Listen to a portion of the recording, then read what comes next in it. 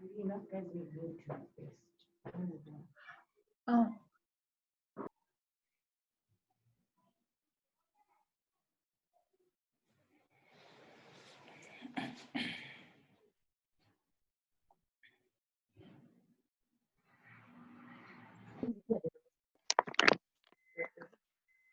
Next ni gani? View. Next ni gani? Nilisomea mpaka mwisho.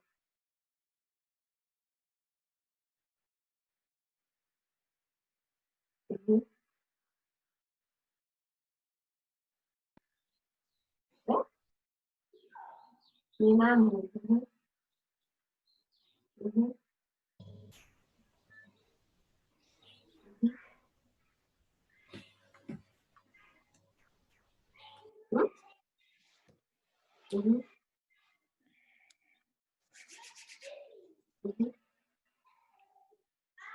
Hiyo ni mama, si ni mama. Nini nyingine?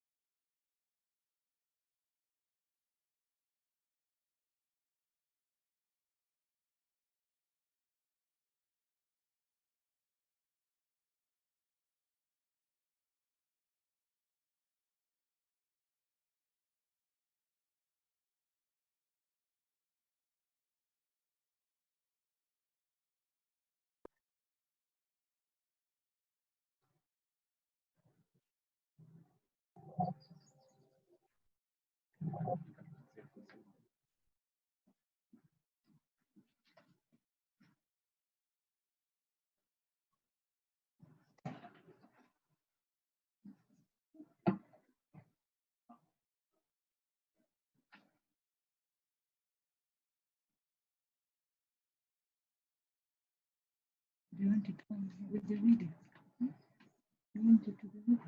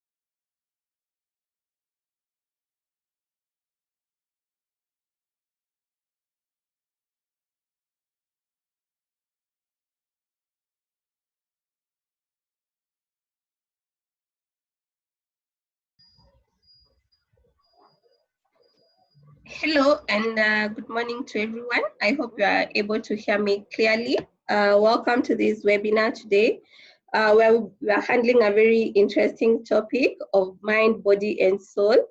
The fact that we've been caught up in this pandemic, it begs the question, how best are we able to take care of ourselves? And to help us to handle this particular topic is my long-term friend, a colleague of mine in previous many years ago. But he's also a trainer with us here at Accurex. His name is Duncan Ngugi. Duncan Ngugi is a business team and personal coach with extensive experience in growth and development.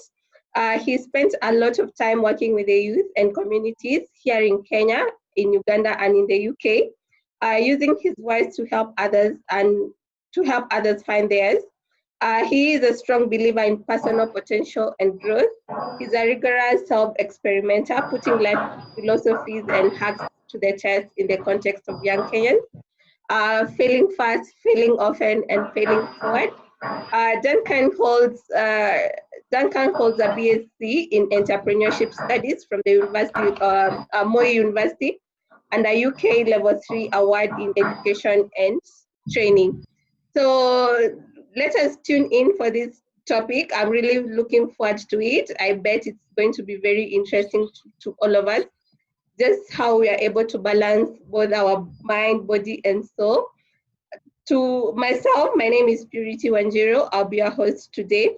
I am the director of Accurate Leadership and Management Consultants Limited. We're a HR consultancy firm. We do a lot of training. We do coaching, mentorship, team building when we will be allowed to meet other people out of our homes. But I look forward to engaging you even further at the end of this conversation. This particular webinar will take 1 hour. We'll have Duncan take us through the first 45 minutes of his presentation. Then at the end of the 45 minutes, we'll have a 15 minutes for Q&A. So if you have any questions that might come up during his presentation, kindly share them on the chat box that is on your Zoom window. Without further much, I'll welcome Dan to take us over this webinar. Karibu sana, Dan. Thank you, Purity. I hope you can hear me, just to confirm that my audio is good and my video is good as well. Yes, we can hear you clearly.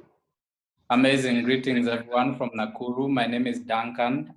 Like Purity said, I'm a business coach. I'm a personal coach as well, and I'm a team coach as well. Today, we'll be looking at personal coaching on some level. So get your notebook ready if you don't have one right now. The other thing to do is, guys, please make sure that your audio is off so that you don't interrupt the audio. Make sure the video is off as well, so you're not, doing other things in the background while we speak and distracting the meeting. That being said, I'll just start my screencast just to share my screen with you guys. I have a presentation ready, just so we can get started and get moving. All right, here we go. So, like Purity said, this webinar is titled Mind, Body, and Soul, and we'll be looking at mastering everyday habits. So, like I've introduced myself, I've also asked that you grab a notebook and a pen or a pencil. It's important for that. We're going to be talking. I'm going to be talking for 45 minutes, and then we'll have a Q&A, question and answer at the end. My presentation is in 4 parts. This is so that you can take part, so that you can hopefully learn something about yourself. The big reason we are looking at this is because we all want to be better. I'm sure by the end of the webinar we'll have established that for a fact, but also because it's our obligation to be better as people. It's our obligation to lead, especially if you're in business. You need to be a leader. You can't lead others if you don't lead yourself. So we'll get started. Again, grab a notebook, grab a pen or a pencil, and let's go. So the first part is looking at 4 unique gifts that we all have. When you're born with a body. You're born with, this physical body. Inside that body, there's a mind, there's a brain. Somewhere inside there is also a spirit or a soul. And to top it all off, there is a heart. That's where you feel your emotions. That's why you love people with your heart. Sometimes you love them with your brain. But these gifts are unique. Of course, there is exceptions, but we can all say for a fact that the majority of us have a body, have a mind, have a spirit or a soul, and have a heart. Now, quickly, we just need to do a quick activity to get started. And all it is you have 1 minute to draw a cartoon figure of your face. You have 1 minute to draw a cartoon figure of your face. Go, I'm timing now, so you have a minute. Draw, draw, draw. No matter the results, no matter what turns up, just keep drawing. You have 15 seconds gone, so a few more seconds left. We'll come back to this in just a moment. So I hope you're drawing. I hope you're having fun with it as well. I already drew, so I'm looking at my notes as we wait for the minute to elapse. 15-minute warning, guys. So 15-second warning, rather. 15 seconds. 5, 4, 3, 2, and 1. That's your time up. All right, so let's look at lessons from doodling. First of all, if you're laughing at yourself, that's a good thing. If you're frustrated, that's also a good thing. It means you're human. Right, so what does self-doodling teach us? For one, it gives you a bit of emotion. It picks you up, whether you laugh or you cry. So you feel something with your heart. So the emotions of the activity. The other thing you do is you physically, literally actually draw. So that's your body, your hands are moving as you're drawing. But your hands don't move if your mind doesn't send the signals, doesn't coordinate, your eyes and your hands to do the drawing. And funny enough, I'm sure you either drew or did not draw. There is a reason why you chose to participate or not. Now, just a quick recap before we move on. I'll emphasize again that in my opinion, we all have 4 unique gifts. I hope at this point you agree somewhat, if not all the way, that we all have a body, a mind, a spirit, and a heart. Now, importantly, you only get one unit of all of those things. So if you lose your body right now, effectively, you're dead.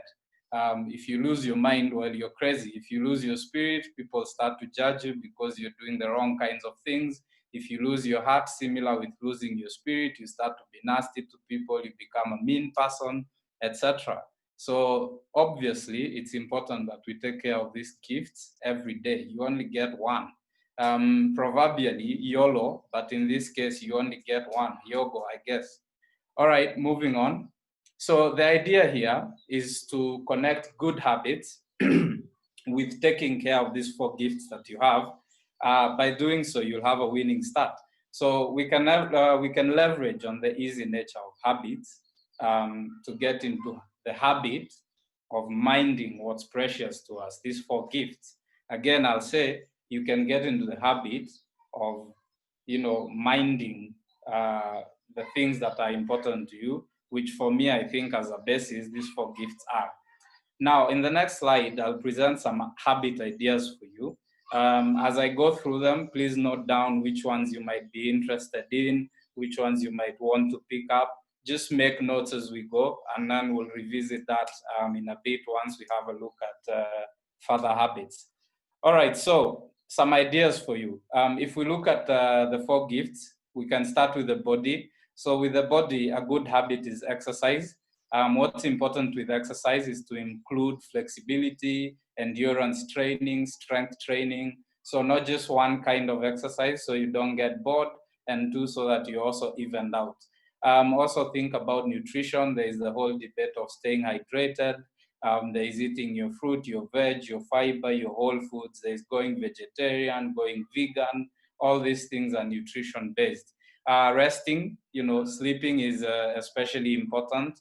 I'm willing to bet we have all struggled with sleep at some point. And related to sleep and lack thereof is stress. So you need to manage stress. Stress has a profound effect on your body. So eliminate the stuff that is urgent but not important. Things like irrelevant meeting, things like needless interruptions. So your phone is really good at interrupting you. It pings all the time. So stress management. Moving on to the spirit, the spiritual stuff. If you're a religious person, this is right up your street. If you're spiritual, some claim to be, then this is it. So think about your mission. What are you here to do? What is this life? What is this about? What do I want at the end of it? The day I realize I'm dying, then will I be happy about the choices I made? right? The next thing you need to do or want to do is to get inspiration from the people who inspire you. Committing to a life of your own values, your own integrity, things like meditation, reflection, something that brings out the best self in you. Music is good. If you like music, listen to uplifting music, and practicing gratitude. This one is big for me, especially. Be thankful for the things you have. We don't give thanks enough. We forget you're alive, got some food, you have a roof over your head, and you're able to come to a Zoom webinar. Give thanks for that. There's people who cannot join us. All right, moving on to the heart. With the heart, it's all about emotions. So relationships are important, and what you want to do most, especially with your heart, there really is only one habit, is to make consistent deposits into what's known as an emotional bank account. If you think of a bank account, you put money in it. If you think of an emotional account, you put feelings in it. You put good or bad feelings in it. So put the good vibes into those emotional bank accounts. Look at people differently. I'm aware my presentation may shock you, my personal presentation, and that's all right, but value those differences, be keen to synergize, look at what we can learn together. All right, build your strengths, build those of others, forgive other people, repair family ties if it's possible. I made sure to say if it's possible, because sometimes it's impossible, sometimes it's bad for you to try and fix some of these things. Right, moving on to the mind. So reading, writing, learning, studying, and teaching are all very good ways to engage your mind. I'm learning a lot right now just by being here trying to teach you a few things. While collecting inspiration, just like it lifts the spirit, it also lifts your mind. Work on something you love. If you have a hobby, turn it into a hobby. So if you're into carpentry, become a hobbyist, a carpenter. See what comes up. It helps you use your mind. The other thing you need to do is question yourself all the time. Question yourself, question your mind. Get into the habit of thinking about thinking. So if you can think about thinking, that's a unique gift. I think we should use it. All right, I hope you have some ideas. We'll move on to part two. Part two is us looking at habits. So to recap, part one was about gifts. Now we have some gifts. We have some unique ideas for habits. So now we look at habits themselves. What are habits? Habits are things that you do or don't do without thinking. For instance, brushing your teeth is often something you do at a specific time without thinking about it too much. The whole point is habits have a cue. So for instance, you've had lunch, then there is a behavior. So it's time to brush your teeth. And then every time you have lunch, you repeat. That's what a habit is. So why is this important? Well, habits are important because just like the bones in your body, you don't see them all the time, but they hold up your life in unprecedented ways. Research suggests that 40% of everything you do is on habit. So if you're repeating 40% of your behavior, mostly unconsciously, then you could be wasting a lot of time with bad habits. You could be causing a lot of damage. So habits are important because they are everywhere. You do not see them, but you can start to look at them if you look down and decide, I'm going to analyze my life and look at my habits. All right, we'll look a bit deeper at habits. First thing with habits, there isn't a one-size-fits-all approach to this thing. There's people who like starting big. There's people who like starting small. Now, even if you like starting big or small, sometimes with one particular habit, you want to start big or start small. So it doesn't really, there's no one thing that you say, this is it. The other thing is people who like accountability, people who defy accountability. There's people who like to break the chain. So I've been good, so I can break the chain and re-energize and get started on a new chain. Or people who don't like to break the chain. Again, some habits require you don't break the chain. Some require sometimes that you allow yourself some freedom to break the chain. Now, what's important about habits, it's all about one, self-awareness, and two, deciding not to decide. That sounds confusing, but we'll explain it with a small analogy. Now, deciding not to decide is something that is crucial to habits. If you think back to high school, you probably participated in a sport at games time. So they said, the bell has rung, it's time to go to games time. So by default, you either sat there doing nothing for a whole hour, or you took up a sport and you sort of started enjoying it, and it repeated and repeated. Now, the important point is, maybe today you're struggling with picking up a sport, even though in high school you were very sporty. That could be true for a lot of us. If that's the case, it's simply because in high school you did not have to decide to participate. It was kind of scheduled for you. It is sports time, it's games time, so you go play a sport. So you don't need to decide. And that's the key to habits. You decide first and then you don't decide. So it's been decided, games time. So you don't need to decide, oh, it's games time now, so games time. It's already done. So think about that, that concept as a thing, the idea that you decide one thing, then because you've decided, it sort of goes into a repetitive loop, and that's what a habit is.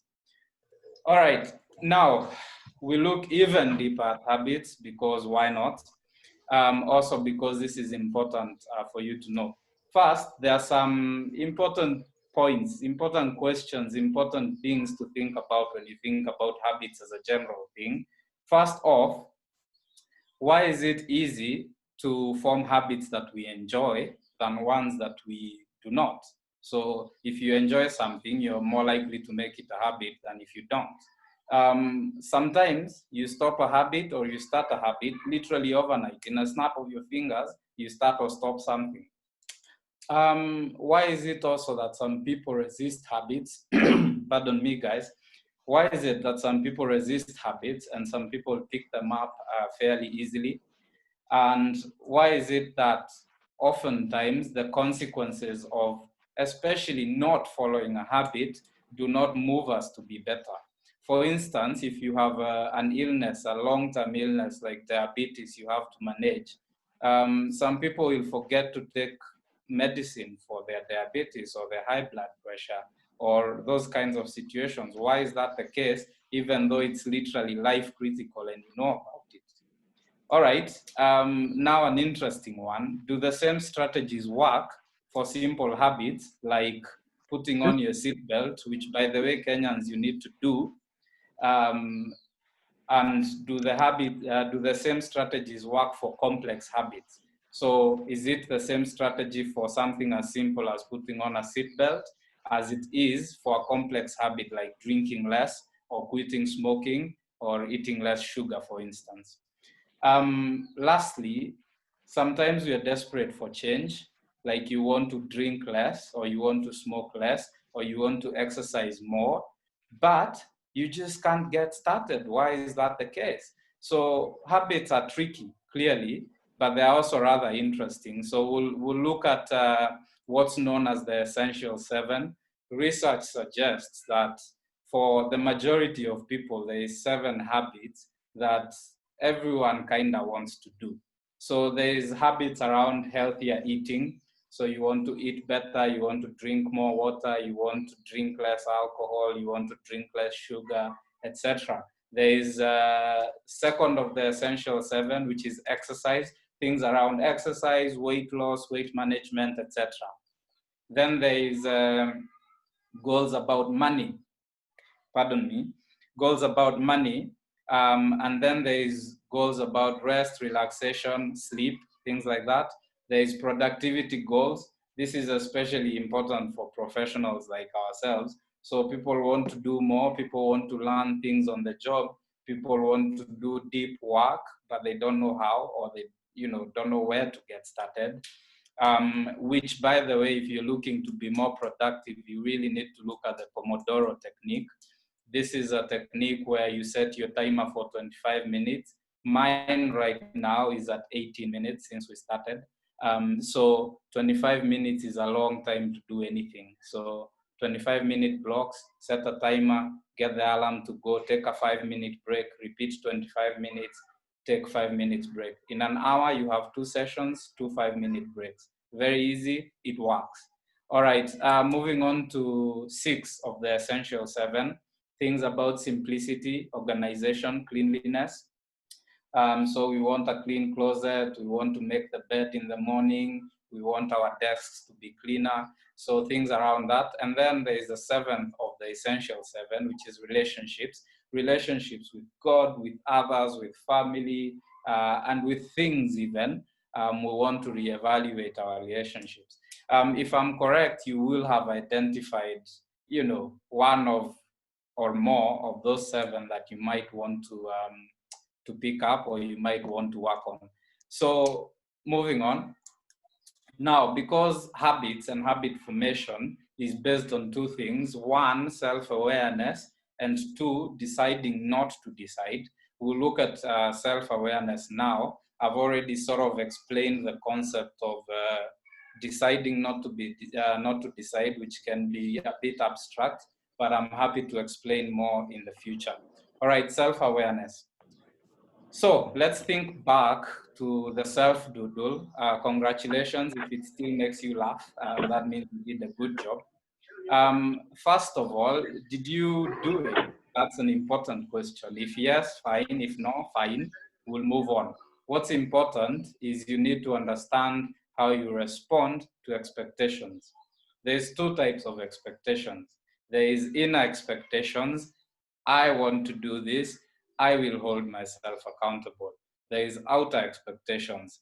The boss says this, Duncan said that, somebody else said that, my friend this, my friend that. So you have inner and outer expectations. It's important to understand how you respond to expectations so we can look at what we call the 4 tendencies. Now, you will fall into one or more of these categories, and that's not a bad thing, because being just one of any of them presents a challenge in another sphere of your life. So we have people who are upholders.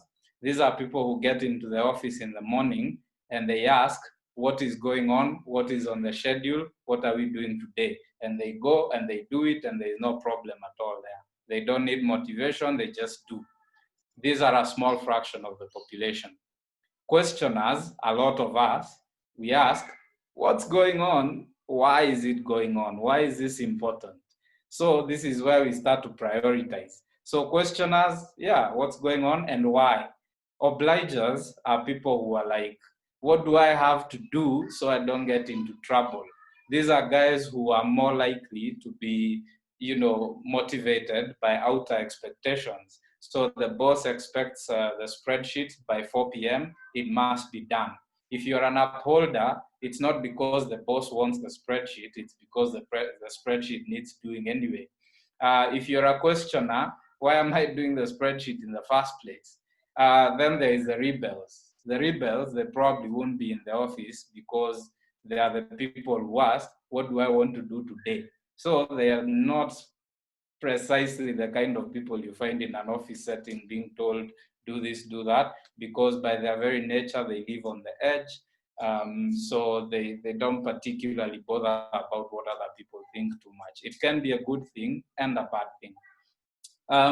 If you're wondering, I think I'm a questioning rebel because I mostly do what I want, but sometimes I also consider why some of this stuff is important or not important. All right, moving on. I hope you know whether you're an upholder, a questioner, an obliger, or a rebel. Now, we need to dive even deeper. If we know to ourselves, we need to know ourselves even more. So we all know that there is people who are early birds, people who wake up at 4 a.m., no problem. There is people who are night owls, people who go to bed at 4 a.m., no problem. Then there is people who are marathoners. These are people, you give them a project, they start now, even though it's due in 6 months. They'll start now. Sprinters, they will not start until it's 2 days to the deadline because they love the pressure. They love the pressure of that deadline. Procrastinators are like sprinters, but they don't like the pressure and they don't like that they are waiting so long to get started.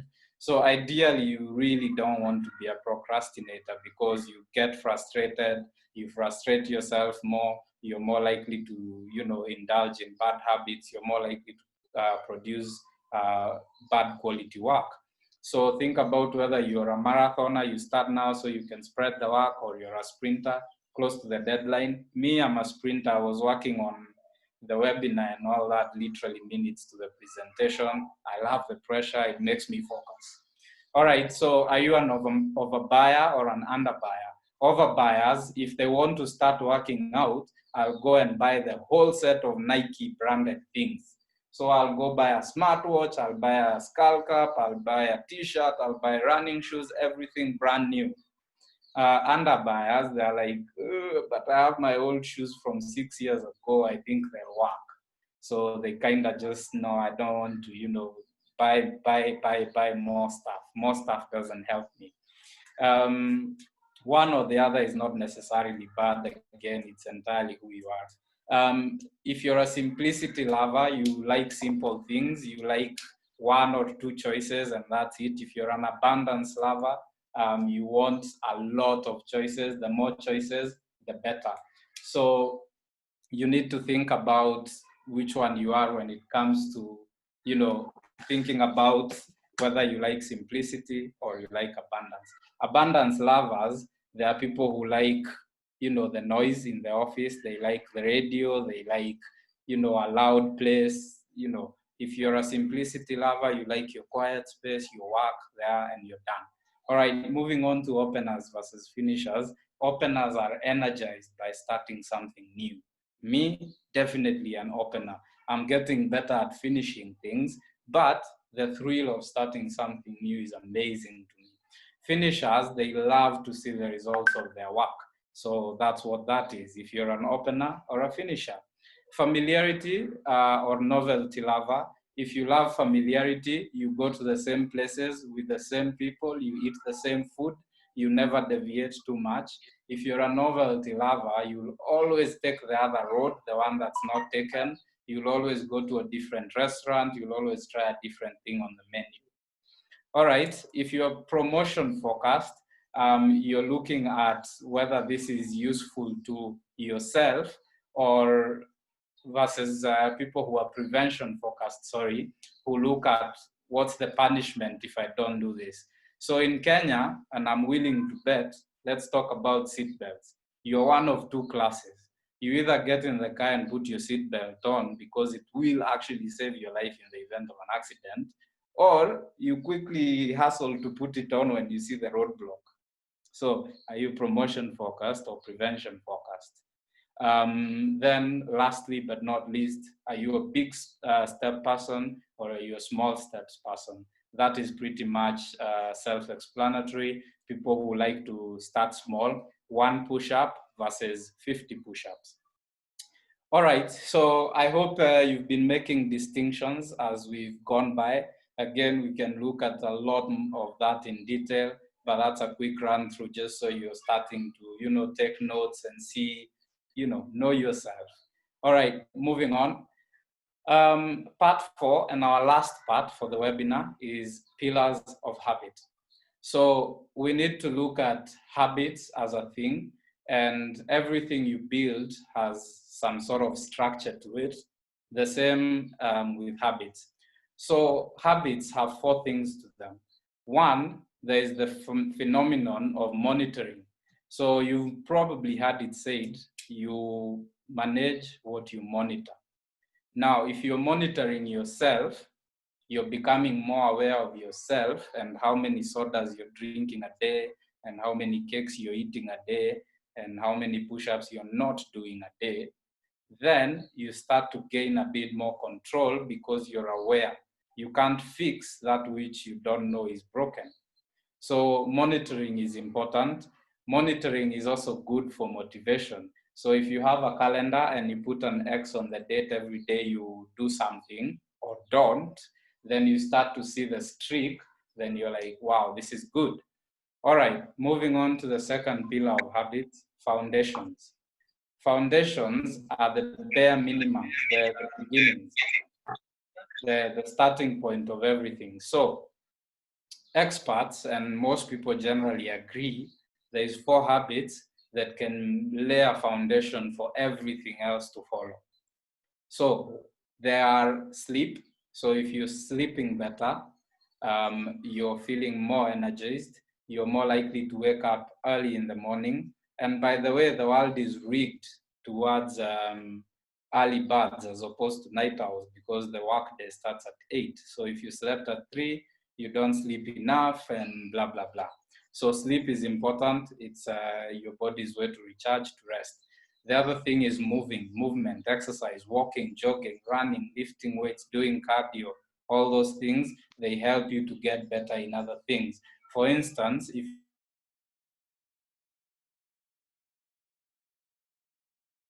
this is not good for you, so you're more likely to quit smoking. Eating right is also part of it. So the healthier you eat and you have your exercise habit and your sleeping habit, now you're eating right. So all these things are now working together, because you don't go to bed too hungry or you don't go to bed too full. The other thing you need to do, or a good foundation, is to declutter. Declutter is getting rid of things that don't do you any good. There is a lot of ways to do that. It could be physical stuff, it could be emotional stuff as well. Decluttering is good for you. It gives you a place to start. It gives you a clean slate. We'll look at clean slates in a bit. All right. The next thing is scheduling. Scheduling is a pillar of habits, because sometimes you need to repeat things at the same time every day for them to stick. For instance, if you start a workout habit, you're more likely to do it in the morning before the day gets busy and before you're too tired and before you eat all your junk food and all your other things go on. So it's helpful to fix that habit in the morning or in the evening at a specific time. Sometimes some habits don't necessarily need to be fixed. If you're in the habit of checking in on your friends, you don't necessarily need to schedule a time to do it. You just need to remind yourself, today at some point, I need to call my friend. So fixed and unfixed habits. Now, scheduling is also important in that factor of deciding not to decide. So by putting it on the rota, you decide, I will follow a rota. So that's it, that's a decision. So whatever is in your rota goes. So if it's a workout, it says workout on the rota, go. You don't need to decide to work out because you decided when you made the rota. The other thing is, mornings are great for doing a lot of these things. And yes, I know you're a night owl and you hate mornings. That's fine, but there is ways around it. And there is evidence that the world is rigged towards early birds. All right. The last thing, the last pillar is accountability. Of course, you defy accountability or you accept accountability. But what's important about accountability is it keeps us going. And there is ways to do this through what's known as commitment devices. So one of the most interesting commitment devices I've ever seen or heard of is this guy who wrote a check, gave it to a friend and said, well, I'm not drinking for the next 60 days. If I drink, then you take this check and you donate it to the people who I am ideologically opposed to completely. Donate it to the Nazis and to all the people who want to kill other people, etc. So that's a commitment device. So I've written a check. If I have a drink, my hard-earned money is going to go to people I don't particularly like. So now I'm holding myself accountable by having a commitment device. So commitment devices can be friends, they can be your smartphone, they can be, money in an envelope, they can be piggy banks, you put a coin every time you swear. So it's all these things, we already use them, we just don't see them as a thing. All right, talking about habits, the pillars, we've looked at that. The other thing we need to look at is when to start. If you're looking to start a new habit, fun fact for you, the best time to start is now. So, okay, I've decided I'm going to work out. What do I do now? Well, now you figure out how you're going to wake up in the morning. You figure out what time you're going to work out. You figure out what workout you're going to do. You get in the mindset for it. Well, if you can't start now because you're keenly listening to me, thank you very much. You can get what's known as a clean slate. So you can go into your kitchen and decide, I'm done with the sugar. All right, out with the sugar, throw it out. It's a bit dramatic, but it gives you a clean slate if you're trying to quit sugar. So if I don't have sugar in my house and I don't want sugar, the only thing I'll do to self-sabotage is go to the shop and buy more sugar. Right, so get a clean slate to get started. A clean slate could be something like tidying your house as well. It could be something like moving to a new city. It could be something like quitting your job, or anything that gives you a fresh new start. All right.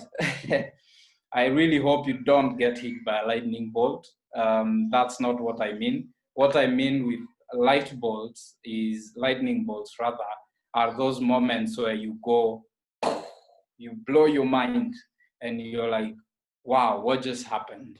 So I think what comes to mind is you're driving along and you witness an accident where the driver of this car has been thrown right out of the front window, and you're like, I'm not wearing my seatbelt, I best do that. So that's a lightning bolt. It just strikes you, and immediately and forever you keep doing it. It's a paradigm shift. It's a change in the way you see things. So you can find lightning bolts, especially when people die. So someone close to you died, or someone you didn't expect to die died, and then you're like, wow, life is actually fragile. So you get started after being hit by that lightning bolt. Right, moving on. We are trying to form habits. We know why they work, we know how they work, we know quite a lot about it. But we are also very good at making excuses all the time. So good habits aren't necessarily easier, or they don't necessarily result in a more pleasant life.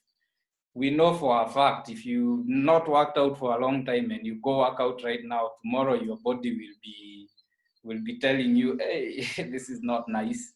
So it's not necessarily more pleasant now, but the chain repeats and you don't need to think about it in the future. You decided not to decide. So, but anyway, even though we decide not to decide, we make excuses, because excuses are like a break. They give us a chance to, break that for a bit. So let's look at loopholes and some common excuses. Take notes. This one is nice. It's important. So, moral licensing loophole. I've been very good with not eating cakes and not drinking soda. So today, even though it's been 31 days, today I'm going to have a soda. I've been very good, so I deserve a day off. That's the moral licensing loophole. I've earned it. So yeah, I deserve this. Congratulations if you're one of those. Me, I'm one of those. I do that. The tomorrow loophole. The tomorrow loophole is, in December we all party because January we'll make resolutions, or we'll get started tomorrow. Unfortunately, tomorrow is always a day away. If you're the kind of guy who always starts tomorrow, one day we'll bury you and then you'll still be getting started tomorrow, unfortunately, sorry to say. False choice loophole. I'm too busy working, so I don't have time to exercise. I'm too busy doing ABCD, so I can't do this, that, and the other. That's your false choice. You compare two things that are not necessarily a choice. So working out is good for you. Working is good for you. You need a balance. You don't need one or the other. So decide whether you're putting yourself through false choices. A lack of control loophole is where you're like, it's too hot, it's too cold, I'm too tired, I don't know what, false choice. So lack of control rather. So lack of control is, it was the beer last night, that's why I didn't wake up this morning to work out. So you're pretending you don't have control over those things you do. Right, arranging to fail is a funny one. I've decided I'm not drinking any soda, but I'll buy a soda for the fridge in case my friends come by, because I'm not the kind of friend who doesn't have soda in the fridge for my friends. My friends are important. So my friend, you're arranging to fail if you're trying to quit drinking soda, but you're buying soda for the day your friends visit your house. All right, you're also arranging to fail if you lie down comfortably to think about work, because you'll take a nap. All right. The other one is this doesn't count. So apart from now, I don't drink soda. True or false? I don't know. But apart from now, I don't drink soda. So this is not too bad. Or ngoja corona iishe. Let corona pass and we'll do something about it. So today doesn't count because corona is here anyway. I can't go working out because I've been told to stay at home. My friend, social distance, go and run on your own. So this doesn't count. All right, questionable assumptions. I had a shower this morning to get ready for this webinar. So my workout can't happen because, you know, I already showered. It's what it is. So you're making questionable assumptions about things. So you are also saying, unless I sweat like crazy, I don't feel like I've worked out. So you're making questionable assumptions. All right, the other thing is concern for others. My friends will really feel bad if I, you know, go out and leave them in the house alone because they are staying over. So I have to be a good host. I have to stay at home instead of go on my morning run. Those are concern for others loopholes. Fake self-actualization. We are familiar with this one. YOLO, you only live once. So also, by the way, you only die once. So which one is it? Decide. All right. The last one is interesting, the one coin loophole. This is where you say, you know, I haven't worked out in so long, so today, working out today will not count. Now, if you think about a person who starts with 10 coins, they're not particularly rich, but every time they add a coin to that pile of coins grows. So if you think about it as a collection of things, you have to start with one coin. It's only one coin that makes you richer. It's not the collection, because the collection is piece by piece by piece by piece. So the one coin loophole, you're telling yourself, my action today doesn't matter tomorrow. It does. Go do it. So moving on, I hope you found a few interesting loopholes. I'm a big fan of them because I do it all the time. All right, we have just about 5 minutes left. So we'll be looking at safeguarding or making sure we don't fail. We'll also be looking at how to overcome all our lovely loopholes. So just a few last minutes as we go. The paradox about habits is they are as fragile as they are tough. What do I mean? So if you've been working out and you're good at it, you keep going and you keep going and you keep going. But one day you don't show up. One day you don't show up, that could be a stumble, as in tomorrow I'll show up, or it could be the start of the end. I've broken my chain. Now I feel bad about myself. Now I'm back to square one. So now I'm just going to go back to not working out ever, period. So habits are as fragile as they are tough. So you need to understand that. Now, safeguarding is all about if, then. If I miss my fixed workout in the morning, then I'm going to not take a matatu to work. You know, that's a kind of if-then thinking. That's a good way to think about habits and how to protect them. So one of your unique gifts is obviously being able to think about thinking. So you can think about the future and you can think of all the loopholes you use all the time, and you can trip yourself up in advance. So you can start to think, well, I'm in the habit of snoozing my alarm. If I hear my alarm, then I don't hit snooze. That's easy enough to say. But how do you actually hack that? Well, leave your alarm in the next room. That way, if I hear my alarm, I don't hit snooze because I literally physically cannot. You're hacking yourself. So get hacking. All right, how to overcome loopholes. Very, very quickly, one of the easiest strategies is to distract yourself to do something that is incompatible. So if you feel like, you know, going to the office coffee station to get coffee and you don't want coffee, go play rock, paper, scissors with your friend in the office instead. It's kind of, you know, the exact opposite of getting a coffee. So distract yourself, or sit there and force your willpower to distract yourself for just 5 minutes. See if you still feel the same way in 5 minutes. Rewards versus treats. Rewards are things that are earned. Treats are not earned. You're allowed treats because you're you and it's your privilege. Rewards, on the other hand, I have done this, so I deserve this. Now you need to stop thinking about rewarding yourself for your habits. Your habits, the good ones, they are the reward in and of itself. The habit is the reward. So if you're in the habit of working out means you don't drink alcohol, or means you wake up early in the morning, which means you go to bed earlier, which means you eat healthier. So the reward is the habit itself. Treats are different. Treats are like, I can have a soda because I'm doing a webinar. Maybe that's a loophole. I don't know. It's a gray area. Anyway, treats you're allowed to have. So you're like, yeah, I feel like doing this. Okay, I'll go do this. Not because of anything, but because I can. And then I'll get back to doing what I do, which is working out, which is not eating sugar, which is etc. The other thing you can do is pairing. So if you like to keep in touch with your friends, you can call them while you go on your morning walk. So you can pair good habits. That way you're doing both at the same time.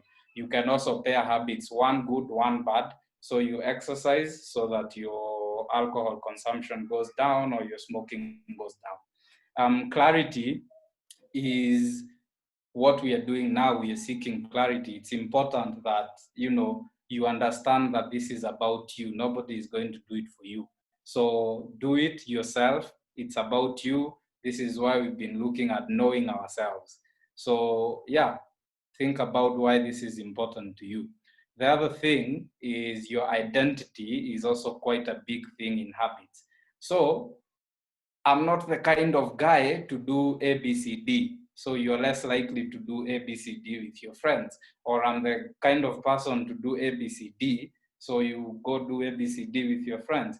So you're the kind of person who makes the nicest treats. So you're the baker of the group. So every time they come over, you bake them something nice, which is good. It's good for the emotional bank account, but it's bad for you if you eat all that cake. So your identity as the baker of the group is getting in your way of eating less sugar. All right. The other thing we need to think about is other people, and this is my last point. Other people. What we are thinking here is the effect you have on people and the effect they have on you. So there are people who drive others. Kind of right now, I'm trying to drive you into action. So there are people who drive others. You can place yourself as a driver, as that person who holds everyone accountable. Or you can be the reverse gear, who is like, but my friend, I know you don't drink soda. We haven't seen each other so long. I brought you a soda. Come on, have it, because we are friends like that. So you, my friend, are reversing people. You're being a reverse gear in people's lives. All right, then there is the neutrals. Whatever goes, goes. Good or bad, I don't particularly care. Yay, I'm your biggest fan. All right, so I hope through that quick run through, we've sort of identified a few things about ourselves. We've achieved some clarity. It's been 46 minutes since I started my timer, which means it's time for question and answer. I think Purity has been keeping tabs. So if you've been typing your questions, we'll answer them now.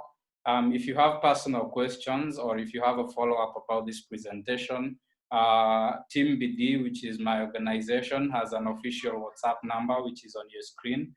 Shoot me off a WhatsApp. I'll try and respond as quickly as I can. So Purity, over to you and any questions we have so far. Okay, thank you so much, Duncan. I believe we are taking a lot of lessons and very good life life examples from you. That was very interesting. Yes, I really liked interacting and how you're making it so practical, so such that we will not live here and say we did not learn anything from you. So we have a few minutes to take up a few questions. One, I'll start from the top. One is from Irene Chami.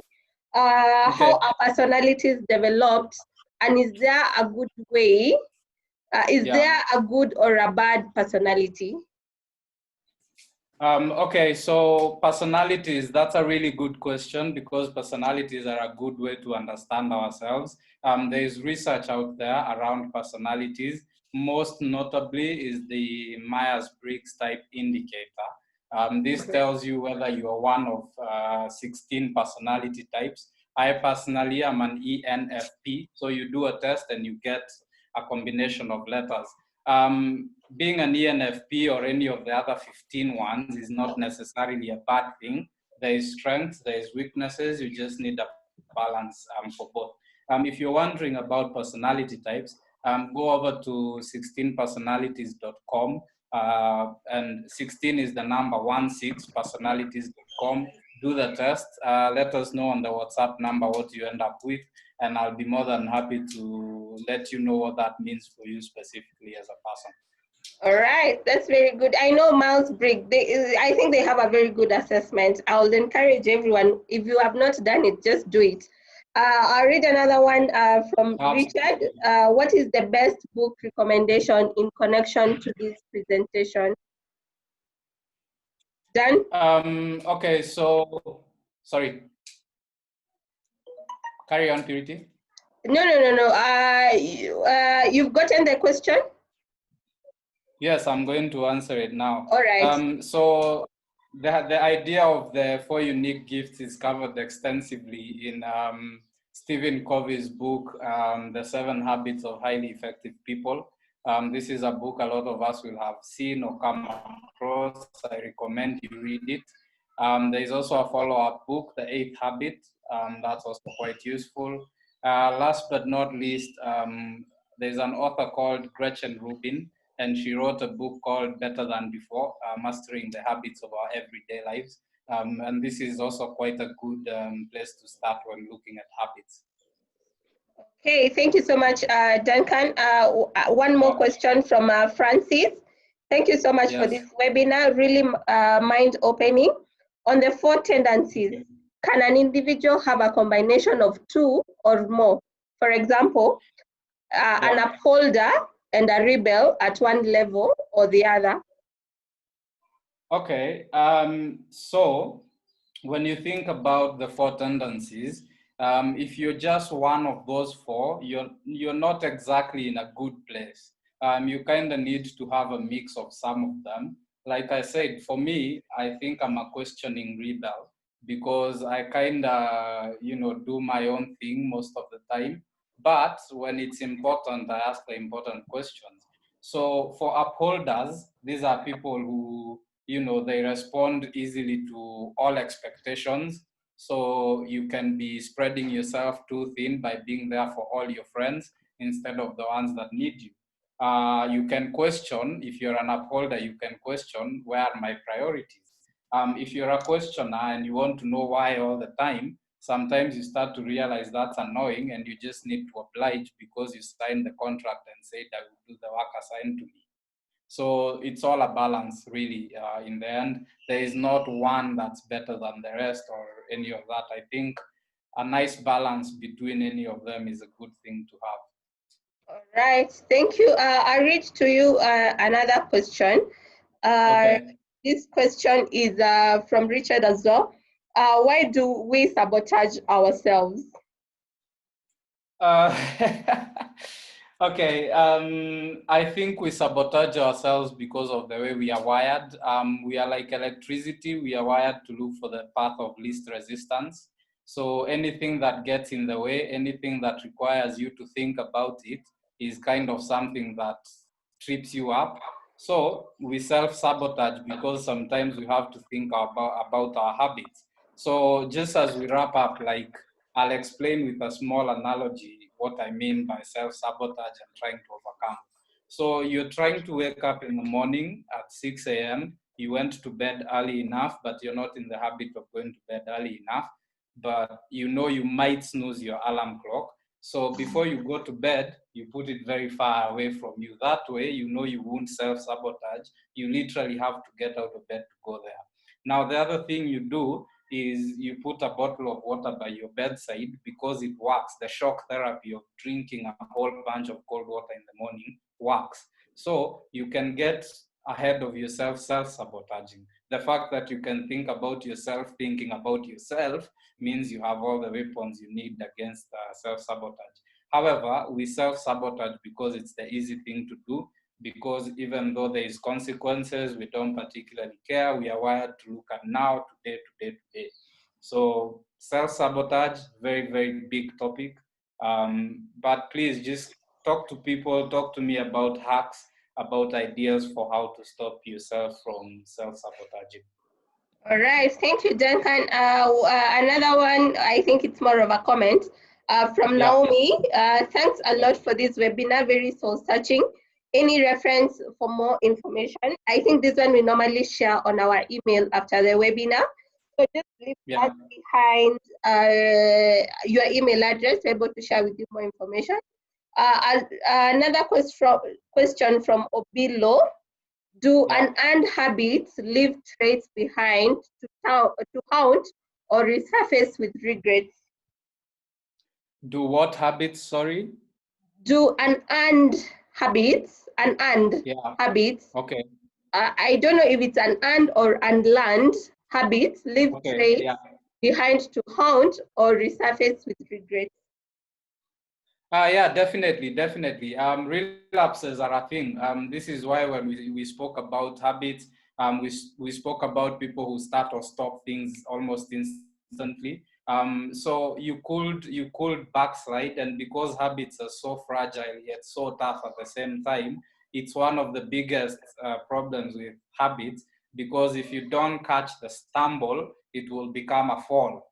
The idea is, it's okay to stumble, we are only human, but when you do stumble, make sure you don't beat yourself up. Just get up, dust yourself off, and move along. So if you find yourself backsliding and learning things, try as best you can to keep the habit repeating forward instead of backwards. We're not here to look backwards, we're going forwards.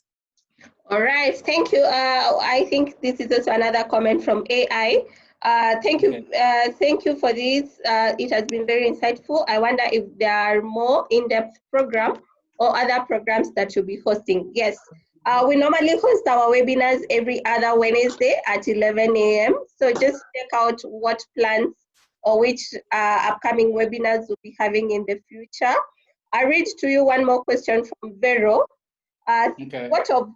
What of habits which are learned due to environments? For example, violent homes, draining workplaces, or friends. How should one undo them?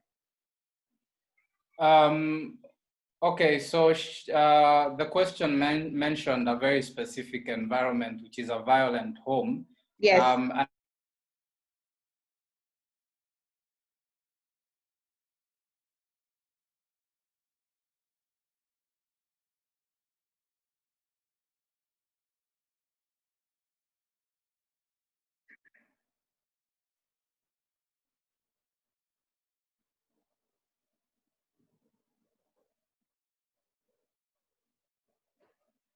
Hello?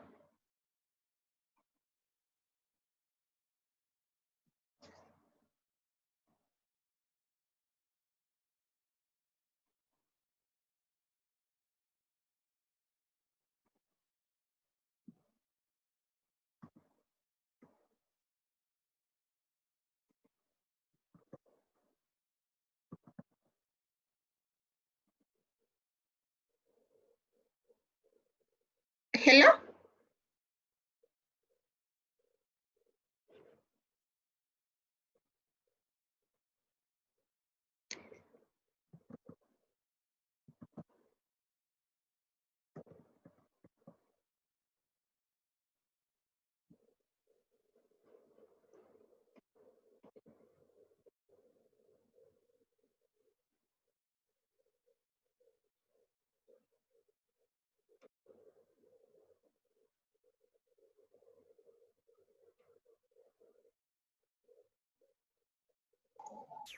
Hello?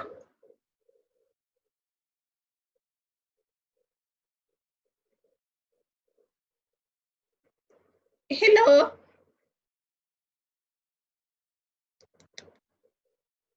Hello?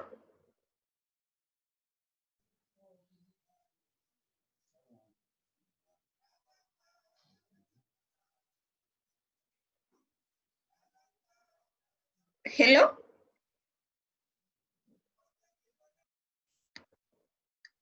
Sorry, guys, I seem to have dropped there for a moment. All right. Sorry, I'm back. Where do we pick up, Purity? Had you answered the question on violent environments? Oh yeah, I was just saying about that. That person needs to analyze whether it's a habit or it's just something that can be confused as a habit. It's a way of seeing the world. So, for instance, you can be violent because you're brought up in violence, but that does not make it a habit necessarily. All right. Yeah, it's something you do. I don't know. Well, it's a hard question to answer without context, to be honest. So I encourage we reach out on WhatsApp and we can offer detailed help. Okay. One final question here from Faith. Why is it that when we are interacting with people with the same personality, it's almost like you are interacting with the same person? So the whole study of personality types and the fact that we've narrowed it down to 16 sort of categories is proof that we are all more alike than we think, but we are also uniquely different. So it's not unlike life to meet people who you immediately get along or people you just don't get along. It's based on how you see the world. So we are more likely to get along if we do the same things, if we see the world the same way. So mirror images of ourselves exist in other people.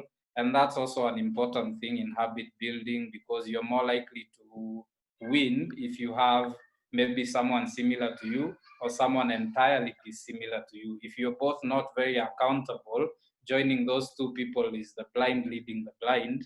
But if you have one blind person and one sighted person, then that's a good combination. So I think it's just trying to find a balance between personality types, between people you kind of get along with. It's always been said, show me the average, the 5 people you spend most time with, you're the average of those 5 people. And I think in this case, it's true as well. All right, thank you so much, Duncan. I believe we've come to the end of this particular webinar. I'll just read to you a few comments. One is from Vero. Thank you, Duncan. From Joan, thanks, Duncan and Purity. Very insightful presentation.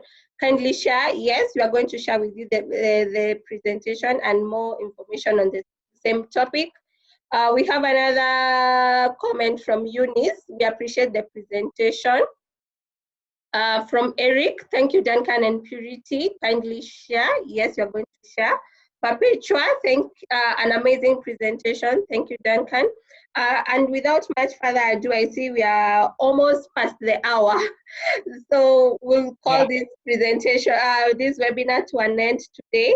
I hope we leave here better people, better, more mindful of what's happening around us, what's happening within us, and we're able to move to the next levels, especially when it comes to personal development. So on your screen right now, our contacts, feel free to reach out to us, do us an email at info@accurex.co.ke, or give us a call, give us WhatsApp us, just find out what's happening, follow us on social media, just to see what more webinars we'll be hosting for you in the coming weeks. Other than that, thank you so much, Duncan, for even availing yourself, your time, your knowledge. You are quite in-depth in terms of experience. And thanks to everyone else who was able to set the 1 hour aside to be able to join us today. Until next time, thank you so much. God bless you. Continue keeping safe. Ensure that you are sanitizing, you're keeping distance, and you're wearing your mask once you're out of your house. Thank you so much, and God bless you. Bye.